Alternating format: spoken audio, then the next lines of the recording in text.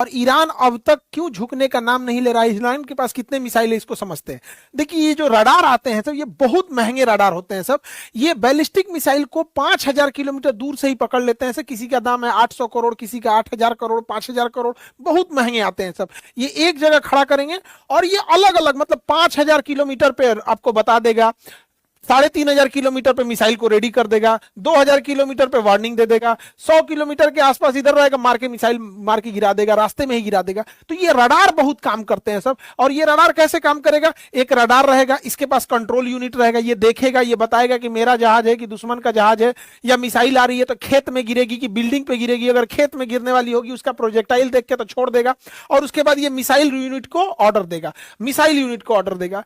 Iran ने ना आंखिए फोड़ दिया, इन लोग का रडारे मार के फोड़ दिया। देखिए इस सारा रडार कोई सस्ता नहीं है, कोई 1,000 करोड़, कोई 2,000 करोड़, कोई 700 करोड़, कोई 1,200 करोड़, कोई 10,000 करोड़, मारा धुआं धुआं कर दिया, आंखें फोड़ दिया। ये तो वही हाल हो गया कि कीड़ा मारने के लिए दवाई लाए हैं, आज दवाइये में कीड़ा पड़ गया।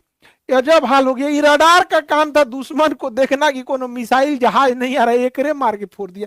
एगो कान के डॉक्टर के पास थे ना, तो एक कान का डॉक्टर एक मरीज से पूछा कि क्या नाम है, तो मरीज 4 बार बोला कि अपना नाम, तो कान के डॉक्टर को सुनाई नहीं दे रहा था। ऐसा तो ऐसा हाल है कि रडारे मार के फोड़ दिया है वहां पे। ईरान की जो बैलिस्टिक मिसाइल्स हैं, अलग अलग लेवल की बैलिस्टिक मिसाइल है, उसकी फतह बैलिस्टिक मिसाइल है, और इसका जो शाही ड्रोन है ये बहुत खतरनाक है। और ये बैलिस्टिक मिसाइल अब नए पार्ट को फॉलो कर रहे हैं। ये मिसाइल जब गिरने वाले हो रहे हैं टारगेट पे, तो उसे हम टर्मिनल फेज कहते हैं।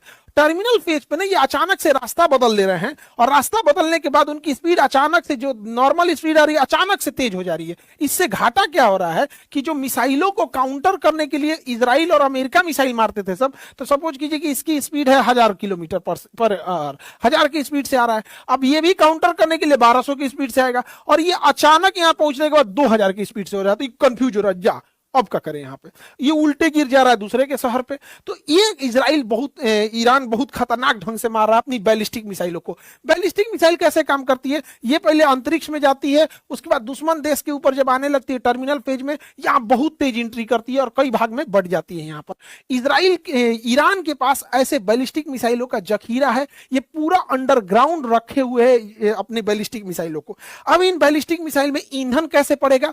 तो जो ईंधन है वो सॉलिड ईंधन है, तो जिसमें बारूद रहता है, सॉलिड इंजन, इसको भरने के लिए कोई झमेला नहीं, रखा हुआ है, रेडी टू मूव है। सबसे तेजी से हमला करता है सॉलिड इंजन, जो ईंधन भरा होता है उसको रेडी करने के लिए झमेला नहीं, जैसे दिवाली का रॉकेट है वैसे उड़ा देना होता है। और इसको ये क्या किया, अंडरग्राउंड जमीन के नीचे रखा है। अचानक ऊपर से जमीन खुलती है, मार के वो बंद हो जाता है, पता ही नहीं चलता है कहां है।